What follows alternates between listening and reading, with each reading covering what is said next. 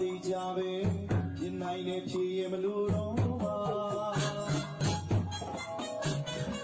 ချိန်တွေကလက်ပတ်စေ